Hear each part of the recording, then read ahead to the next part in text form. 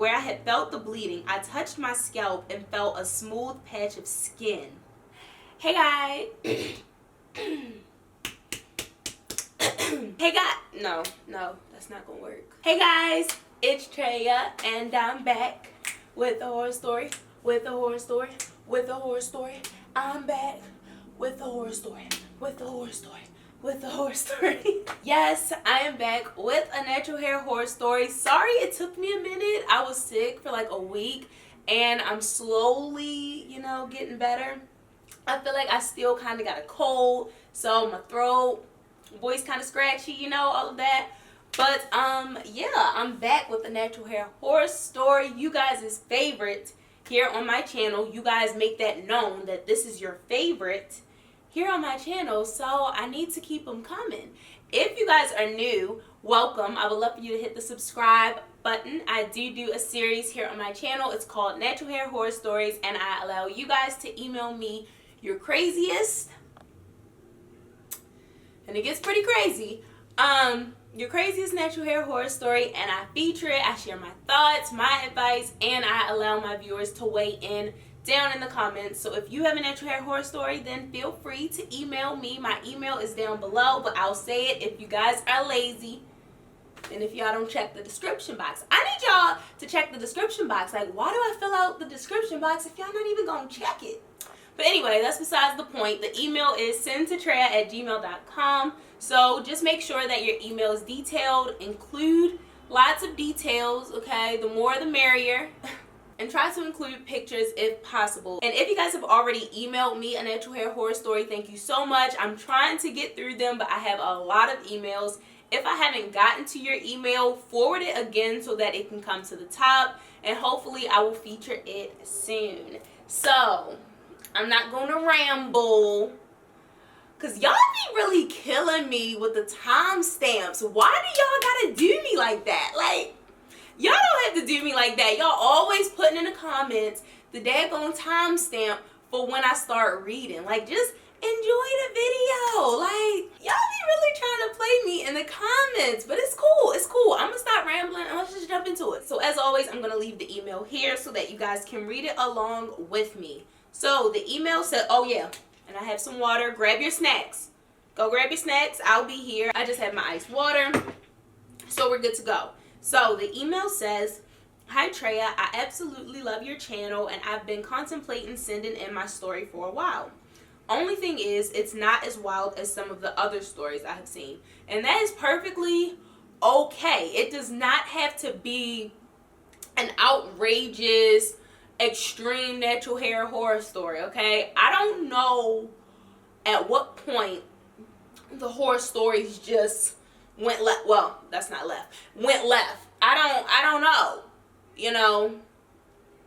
We started having people sneaking relaxers in people's hair, stylists cutting off inches. We just had a whole bunch of craziness. We had staph infections and blood and a whole bunch of craziness, okay? So I don't know how they started to go left with it, but they definitely do not need to be, super extreme. We just want a real, emphasizing real, we just want a real horror story that you guys have experienced. I'm just trying to shed light on different experiences that others go through. So if you have a natural hair horror story, you can email me. It does not have to be super dramatic and extra. So just throwing that out there. It says, I'm a 22-year-old teacher who lives in Washington, D.C., but this happened when I was in Atlanta in college. My mom used to always do my hair. I never trusted anyone else with it. I had 4A, 4B hair that was about shoulder length and was getting back to being healthy after a bad dye job. Ugh. I wore sew-ins for most of college because I was bad at styling my natural hair on my own. Girl, you know how many YouTube videos and tutorials there are on my channel? It's not hard. Just follow my tutorials. I try to make them easy enough for you guys to follow.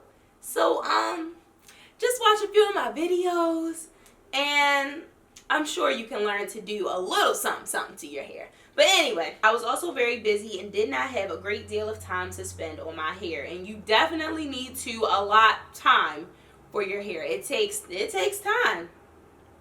Once, when it was time to do my hair again, my mom was not able to do my hair because she was not able to come see me, and I was still nervous about the previous time. My mom helped me find another stylist on Craigslist. Now, we had a horror story of a Craigslist stylist.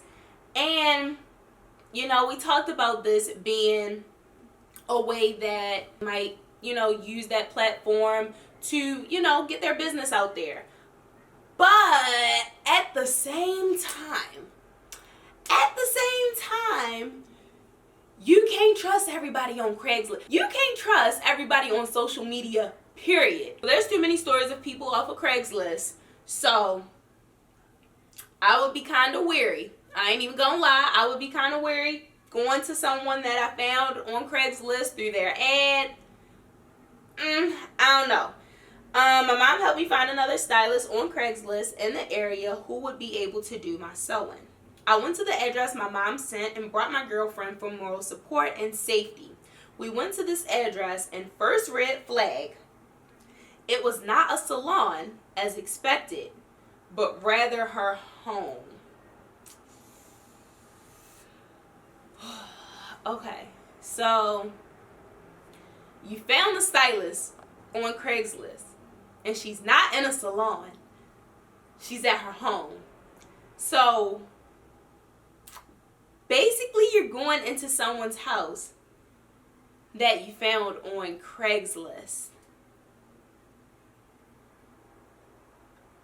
We originally went up to the house, and I texted her to let her know I was there. She texted me asking me to wait in the house until her mother left. Wait in the house or wait in the car? We sat in the car. Okay, so I'm guessing waiting. She wanted her to wait in the car. We sat in the car to close to 30 minutes until she finally let me know I can come in. So why did you have to wait until her mother left? Did she not know you were coming? Was she not supposed to have people in her house? How old is she? Like, I'm confused. 30 minutes? Okay. I went in her house, which stank strongly of cigarettes and was incredibly dirty. Still, because my mom had set up the appointment, I stayed. Let me know down below. Leave a comment right now if you would have stayed. And let me know if you would trust going to someone's house that you found off of Craigslist. Y'all know I'm all about reviews, and after reading all of these horror stories, I'm always checking reviews. Whether we're going to a restaurant, if I need a service, I'm checking reviews. If there are no reviews, I'm not going, because I need to know what I'm getting myself into. You know, I need to know from other people that went to this place. I need to know how their experience was so that I can know if I want to go. If I want to spend my time and my money at a particular business, I need to look at reviews. Show me the reviews. Show me the reviews, and then we can talk. But if you're on Craigslist, there ain't no reviews. You don't know who you about to go and see. You don't know who's on the other side of that door. You really don't know. So I'm glad you brought your girlfriend with you, because that's dangerous. That's really dangerous. So, yeah.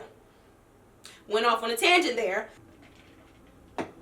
During this time, she argued with her mother, yelled at her child, and made a series of crude jokes at both me and my girlfriend.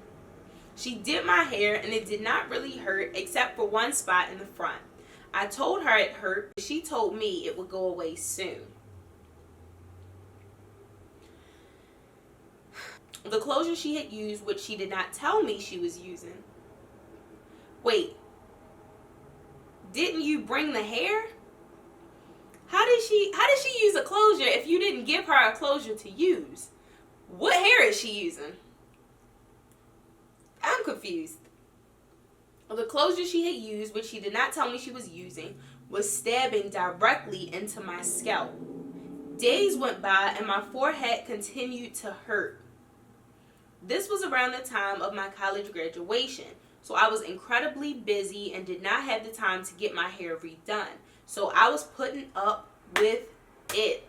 Now, y'all know that's a bad move. That's a bad move. If you have a headache, if it's hurting to the point where after an hour it's still hurting, after 4 hours it's still hurting, after you take a nap it's still hurting, you need to take it out. Y'all be taking Advil to relieve these headaches, but it's deeper than that. If you want your edges, you need to take the style out, okay? If you don't want an infection, y'all, I told y'all we done had some crazy horror stories where people have whole infections and pus, and I'm sorry for being a little graphic, but it gets bad when people leave these styles in after their hair has been pulled and tugged and stabbed and it's bleeding. Like, no, take the style out. We had a story where someone was told by a doctor that if they would have kept that style in, they could have died. So it's deeper than that. It's deeper than that. You do not want to play with things like this. It's not worth it. And you said that she was stabbing your hair, I'm guessing with the needle, stabbing your scalp. Okay. I went to scratch my head one day in the spot where it hurt, and when I pulled my finger away, it was covered with blood. Can you guys imagine scratching your head and your finger is covered with blood? That is crazy. I was able to put a Q-tip in that spot and had to coat it with Vaseline daily to reduce some of the pain. I also had to take multiple ibuprofen in order to dull some of the pain. When I had this sew-in, I came down with a horrible cold that doctors did not know how to treat. I personally attribute this sew-in with the reason I was so sick. What? When I went to take the sew-in down to get it redone 2 days before my college graduation, I struggled to take out the braids. When I got to the front where the bleeding was, I was incredibly nervous and found the patch of hair caked with blood and pus. Where I had felt the bleeding, I touched my scalp and felt a smooth patch of skin. I panicked and washed my hair only to find a quarter-sized bald patch right in the front of my hair. On top of this, about half of the hair that had grown back over the years I had been working was gone. Thankfully, the person who did my hair for graduation did a much better job and I ended up uninjured. That's crazy. It has been 2 years and I still have a spot where the hair grows slowly. It still hurts whenever someone braids that spot in my hair. Oh my God, 2 years later. And she still feels the pain from that. That's crazy. I see ads for the stylist who caused this and I still want to warn everyone around not to go to her. Girl, this is crazy. We've had so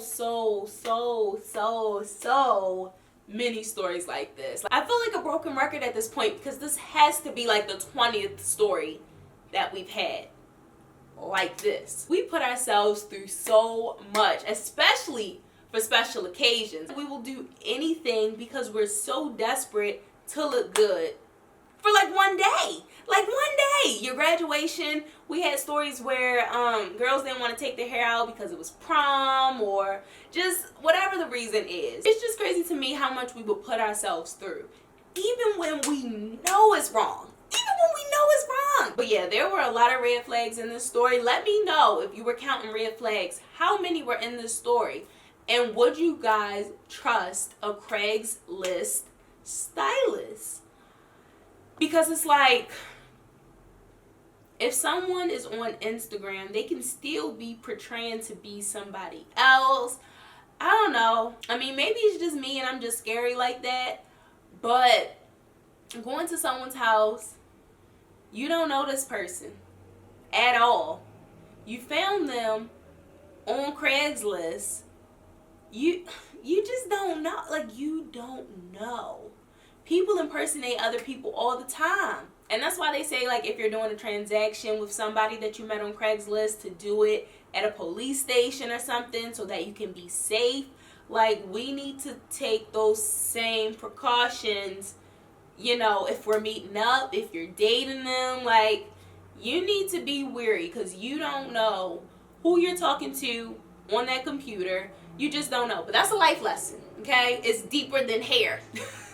I do these stories to make you guys aware, and they're also learning lessons for me. But yeah, I hope I don't get any more stories like this. Stop letting these stylists do this craziness to you. Even though I like filming these natural hair horror stories and they're entertaining, it really saddens me to know what you guys went through. It's crazy. It's crazy. It's really sad. You guys should not be experiencing stuff like this where you're being rushed to the emergency room and you're seeing doctors all because of a hairstyle. Like, it's crazy. But yeah, thank you so much for emailing me your natural hair horror story. If you guys have a horror story that you would like me to feature, definitely email me at sendtotraeh@gmail.com, and hopefully I will feature it soon. But yeah, that's it with this story. Let me know your thoughts down below. But yeah, let me know if you went to a stylist that you found on Craigslist, and let me know what your experience was, because she didn't have a good experience, okay? But yeah, I hope that you guys enjoyed this video, and I'll see you guys in my next one. Bye, guys.